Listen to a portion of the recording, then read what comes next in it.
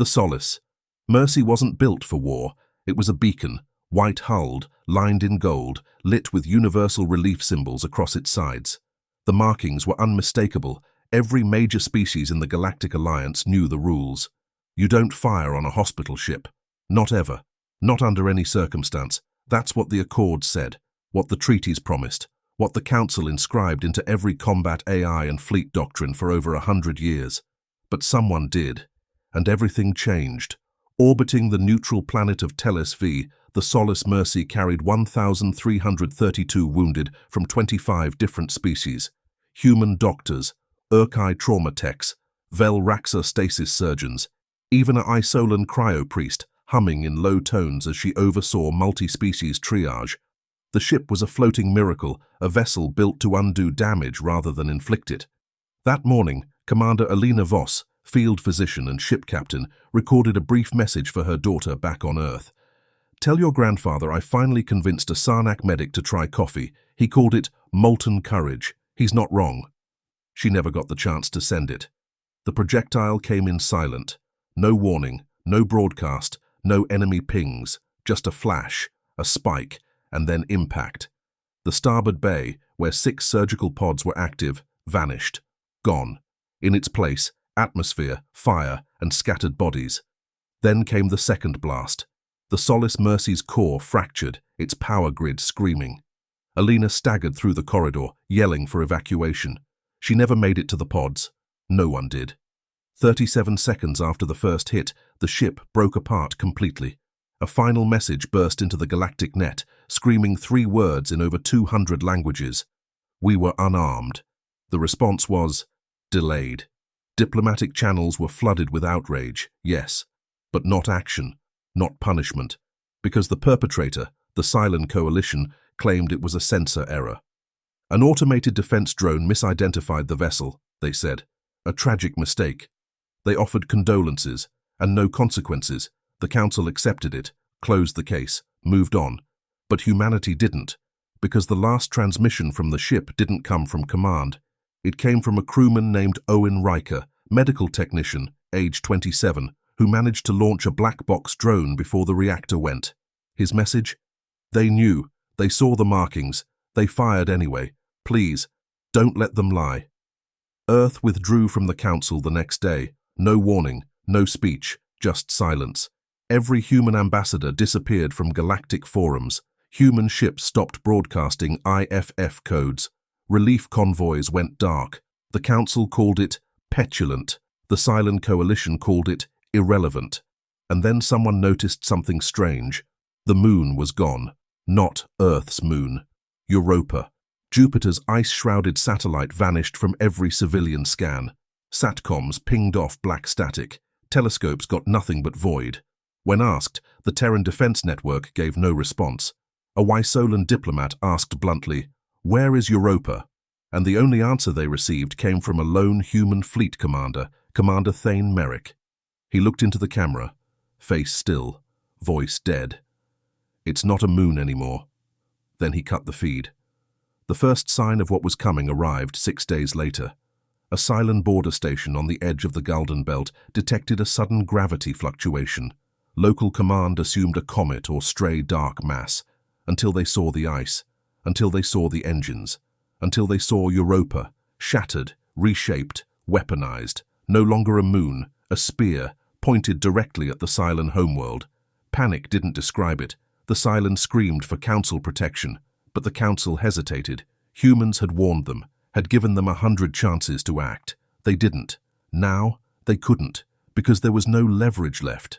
Europa's new core wasn't natural. It pulsed, generated gravity distortions far beyond anything conventional. It had shielding so dense their targeting AI crashed, and it broadcast one message over and over in a cold Terran voice. "This is for the Solace Mercy. You broke the only rule. We're done making rules." The Sylen scrambled a fleet, 5 carriers, 17 cruisers, hundreds of interceptors. They launched everything, and the moon kept coming.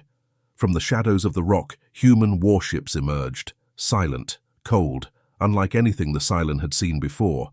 They didn't bear Earth's usual colors, no UN insignias. Just one symbol, painted in blood red, the Terran Emergency Response Corps, a unit that hadn't been seen in over a century because they were only activated for extinction-level events, and someone just declared one. The battle wasn't fair. It wasn't even a battle. The Sylen fired first. Didn't miss. Didn't matter.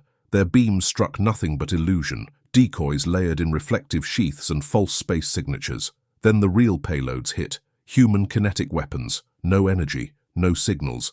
Just tungsten rods dropped at relativistic speeds. Each one tore through Sylen hulls like paper. No explosions. Just void. Where ships used to be. Europa didn't stop. It passed the Sylen defense wall without a scratch and pointed its nose at the capital planet, Cyril 3. Then it broadcast again. Evacuate civilians. You have 1 hour. The council screamed. Diplomats cried for negotiation. But Earth didn't reply. Because Earth wasn't speaking anymore, not with words. On the bridge of the lead Sylen cruiser, Admiral Trellix sobbed into his comms. "We were wrong. It was a hospital ship. Please, we'll pay. Penalize the drone operator. Don't do this." And from Europa came the only reply. "We are not your court. We are the ones who remember." 60 minutes later, Europa fired. It didn't drop bombs. It didn't launch missiles. It turned, adjusted orbit, and fell. A weaponized moon, shattered into a railgun, fired by its own momentum, directly into the sea of Cyril 3. It didn't crack the planet. It split it, like a rotted fruit. The core boiled. The oceans turned to plasma. The sky went black. And in the silence that followed, humanity broadcast one final message. There will be no more mercy. The firestorm on Cyril 3 didn't end. It echoed. For hours, fragments of the shattered moon weapon rained down through the planet's broken crust, setting off seismic chains that turned mountains into vapor and oceans into expanding scars. The sky cracked apart as the atmosphere ignited from orbital friction alone. There was no impact crater. There was a hemisphere missing. And somewhere inside that ruin, the voices of 8 billion Sylen citizens fell silent. Forever. The council didn't meet that day. They scrambled. Emergency calls, encrypted transmissions, holograms flickering over each other in a panic of overlapping guilt, denial, and fury. The Zarnathi High Chancellor roared, "This was not sanctioned." The Urkai General slammed a clawed fist into a reinforced table, snapping it. "You told us they'd negotiate." The Isolan delegation simply disconnected, their screens going black one by one. For the first time in 2 centuries, the Galactic Council had no quorum, and for the first time ever, they had no power.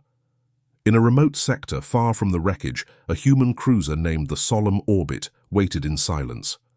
Captain Danya Chen stood alone on the bridge, staring into nothing. The message had come through.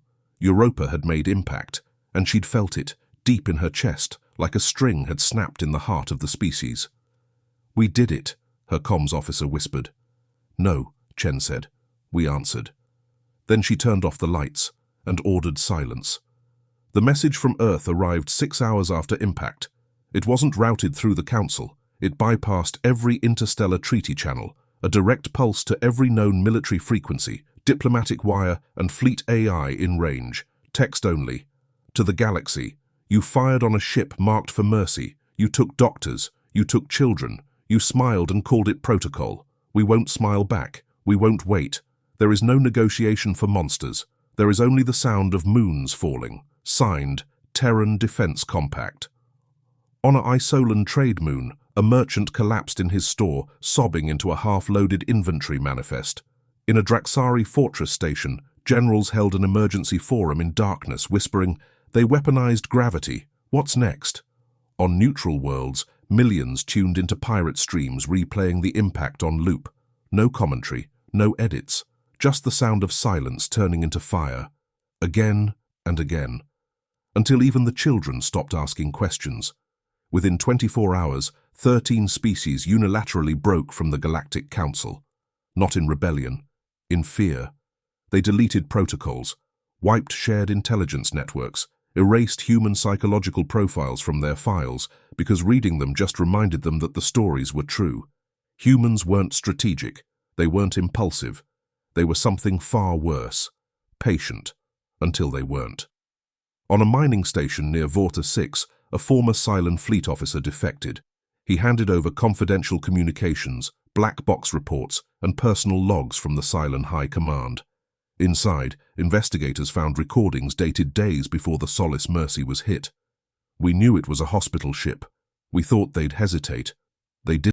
The file ended in static. The room where the log was played ended in silence. One of the researchers threw up. Another quietly wept. No one spoke. Because now it was official. There had been no drone error. It was a test. They just failed to predict the score. The Council sent one final message to Earth. It was titled, Petition for Reinstated Communication. It opened with apologies, pledges of reform, talk of reconciliation. It never received a response. But someone tracked the packet route.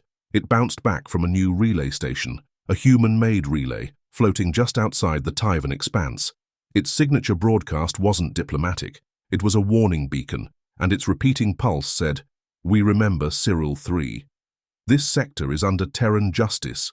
Enter with cause, or not at all. Meanwhile, back on Luna, Earth's original moon, scientists celebrated. Not the destruction, not the war, the math. Europe had been the test bed, but Luna was larger, denser, more stable, and the upgrades were already underway. They called it Project Penumbra, because the next time they were tested, there would be no warning, only shadow. In a remote observation deck aboard the Sol Federation archive vessel Andromeda Drift, an alien historian tapped his assistant on the shoulder. "Sir," the assistant whispered, nervous. The elder turned. "Are you still cataloguing the Solace Mercy incident?" "Yes." The elder nodded, then gestured to the hollow screen showing Europa's path, trajectory, and final moment of contact. "Good," he said softly. "But don't just mark it as the day the hospital ship died." The assistant frowned. "Then what do I call it?" The elder looked at the stars, eyes tired but sharp. "Call it the day humanity stopped asking for permission." The Terran colony on Drell's Hollow wasn't remarkable. 2 domes, solar fields, a civilian population just shy of 6,000, mostly farmers, terraform engineers, and medical students from Earth's outer universities. No military outpost, no orbital guns, no known strategic value. Just red soil, quiet skies, and a place where people healed. So when the Carnix raiders chose Drell's Hollow as a target, they didn't expect resistance. They expected profit. They expected a small window before the Terran defense fleet noticed. They expected silence. What they got was a warning.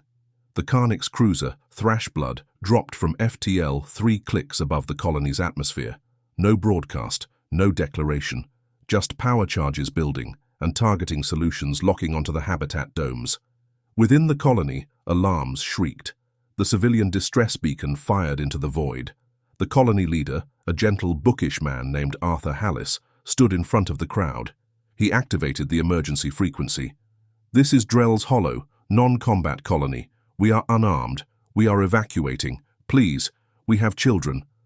The Carnix ship acknowledged, then opened fire. It didn't hit the domes. It didn't get the chance, because before the first plasma bolt left its gun deck, the cruiser shook violently. Then again, from below, not orbital defense, not human warships, the ground itself. 12 seconds after targeting Drell's Hollow, the Thrashblood was ripped out of the sky by a gravitational spike so powerful it looked like the ship collapsed into its own shadow. Every comm signal fried, hull plating folded inward, and when the blast faded, there was no cruiser left, just a crater and silence. 3 hours later, Earth transmitted a message on every known frequency. This colony was marked. It is now a watch point. Targeting an unarmed population is not an error. It is an invitation. We do not decline. What the galaxy hadn't realized, what the Carnix learned too late, was that Earth had changed the meaning of the word colony. They no longer built outposts. They built tripwires. Each civilian settlement carried a signature field, undetectable, encrypted, and linked directly to Terran strategic AI. The moment a civilian population was targeted, that sector became weaponized. The Terran Defense Compact confirmed it the next day in a brief press release. You don't need a battleship to make a point, you just need consequences. The Carnix Confederacy panicked, scrambled apologies, pledged reparations, claimed the cruiser captain had acted alone. They begged for a meeting. Earth declined, but not with silence. They responded with footage, grainy, unfiltered footage pulled from Drell's Hollow's atmosphere monitoring drones. It showed the thrash blood being crushed mid-air. It showed the sky itself split open by gravity manipulation tech, once thought theoretical. And in the last frame, before static took over, was a brief, blinking line of text on the bottom of the screen. Europa was just the beginning. The Carnix Confederacy signed a non-aggression pact 3 days later, publicly, on neutral ground, with cameras from every known system broadcasting the treaty. The Carnix High Speaker, sweating through his exosuit, placed his claw on the pact pad and spoke with forced pride. "We commit to the protection of all non-combatant life and recognize Earth's authority to defend its people, wherever they reside." He paused. "And to not provoke the moons." The galaxy watched, not with fear, with calculation. If Earth could protect every colony like that, then maybe the rules had changed. Maybe they were never rules. Maybe they were just Earth's patience wearing thin. Aboard the Lunar Bastion, Earth's first orbital gravitational fortress carved into what used to be the Mare Crisium crater, Admiral Sonia Rell read the reports. Drell's Hollow was safe. The Carnix were quiet. And somewhere in the depths of space, she knew others were watching, planning, waiting. She stood from her command chair, walked to the observation deck, and stared down at Earth's curved blue surface. Beside her, a junior officer whispered, "Do you think it's over?" Sonia didn't answer, just lifted her hand and pointed at the stars. "It ends when they stop testing us. And if they won't," she turned, "we've got more moons." It began with flickers, lights going out on the fringe colonies, whole systems dropping from the galactic net. Not war, not piracy, just silence. Then came the recordings, unmarked vessels gliding through space, blacker than void, absorbing every scan, firing no weapons, but leaving nothing behind. No wreckage, no distress beacons, just electromagnetic ghosts and orbital debris frozen in unnatural spirals. They called it the Eclipse Threat, not a name, a placeholder, because they didn't know what it was, only that it moved like it didn't care who you were, only that it devoured. At first, the Galactic Council panicked inwardly. They sent recon, lost it. They sent fleets, lost them too. In 1 week, the Eclipse erased 7 trade stations, 2 Vel-Raxa defense rings, and the diplomatic enclave at Res Prime. Then, it stopped, paused, hovered over the rim of Sol-controlled space. And that's when the messages began. Not from Earth, from the rest of the galaxy. "Terran Command, we request assistance. Please deploy countermeasures. We are initiating civilian evacuations. You alone possess the means to intervene." Humans didn't gloat. They didn't broadcast vengeance. They just responded with a ping. Received. The Bastion-class destroyer Leviathan launched from the dark side of Mars, not publicly, not ceremonially, just lifted, silent, efficient, ready. Its hull was layered with lunar steel and heat-fused gravity mesh. Its main weapon system didn't even have a name, just a series of frequency codes known only to Earth's defense compact. It bore no flags, no banners, just one line, etched into its outer bulkhead. "We tried mercy."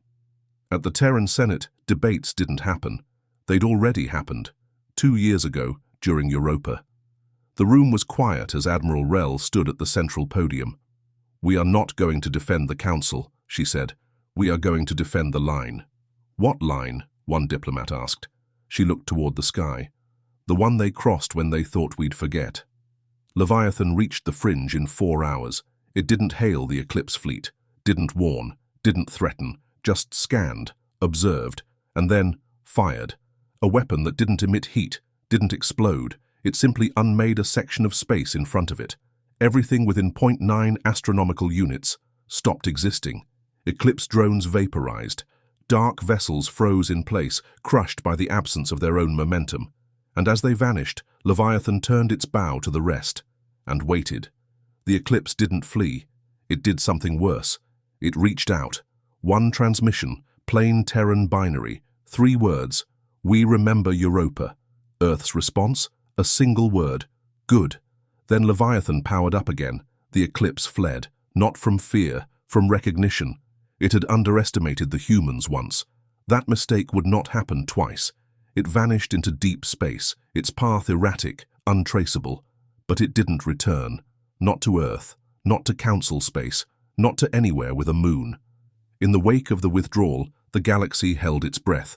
Then the Council, what was left of it, reached out to Earth. Formally, desperately. Humanity, will you return to the table? Will you lead the defense network? Will you show us how to build what you built? And Earth listened, for one day, then sent back a file. No speech. No demands, just schematics, lunar core stabilization tech, fail-safe colony protocols, defense mesh templates, and one message: we protect our own. Now you do the same. No signature, no flag, just a watermark. Terran Emergency Compact. Later, in a lecture hall orbiting the rebuilding remains of Res Prime, a young alien historian asked his mentor, "Why did they help us after everything?" The elder sipped his drink and replied, "Because they were never just defending Earth. They were teaching us why you never fire on Mercy, and why you never ever assume a moon is just a rock. 5 years after Europa fell, no one fired on a hospital ship again, not because of treaties, not because of peace, because the stars remembered, and so did Earth. By then, the Terran Defense Compact was no longer a military branch. It was an idea. It didn't wear medals, didn't attend parades. It simply waited, quietly, behind every moon, buried in colony bedrock, etched into the systems of AI that spoke in calm tones but could recite the coordinates of every war crime committed in the last 2 centuries. Earth never went back to the Council. They let the Council come to them. The turning point came not from an attack, but from a question. A delegation of 12 species visited Earth, carefully, nervously, without ships armed. They didn't ask for mercy. They asked for guidance. The leader of the delegation, a Zarnathi scholar named Helix Ko, stood before the Terran Senate in Geneva. The room was bare, no guards, just the weight of history. "We have read your files," he said. "We've studied your wars, your losses, your unspoken codes." He paused. "The galaxy has always written laws with ink and treaties, but you wrote them with silence and vengeance." He looked up. "Will you show us how to protect without first being hurt?" Earth didn't answer that day, not with words. Instead, they opened the vault, a deep Terran archive of black box records from every Mercy ship ever destroyed, every treaty broken in the name of peace, every life lost while others waited for permission. They didn't show weapons. They showed what happened when no one acted, and what it took to end that silence. A week later, the Terran Accord was born. Not a council, not a union, a promise, signed not with flags, but with actions. Isolan engineers shared their atmospheric cloaking tech with human colony defense networks.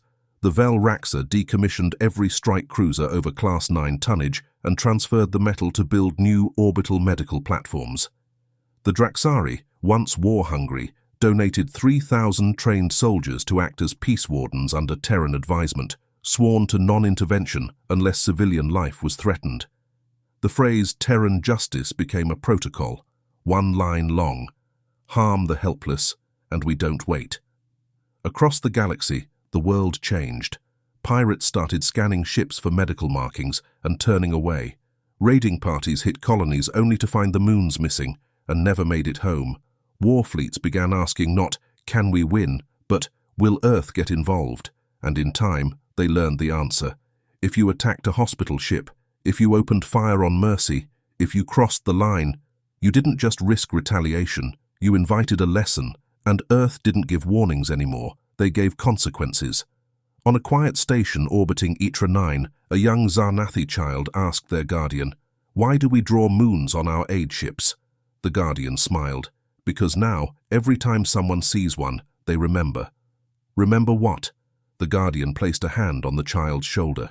"That Mercy is sacred, and if you try to break it, the moon falls."